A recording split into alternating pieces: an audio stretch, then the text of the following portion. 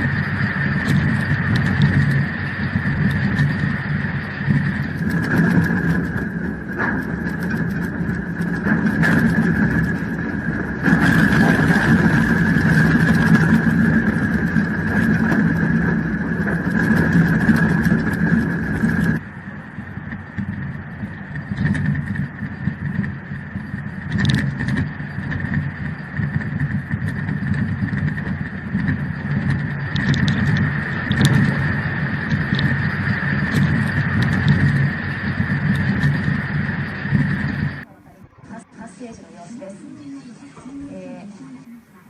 カメラが左右に揺れているのが分かります。天井から吊り下げられた仙台報道というプレートも揺れています。この仙台市の NHK 仙台放送局免震構造になっていますが、下から突き上げるような大きな縦揺れを30秒ほど感じましたが、棚になるものが倒れるようなことはありませんでした。この NHK 仙台放送局では免震構造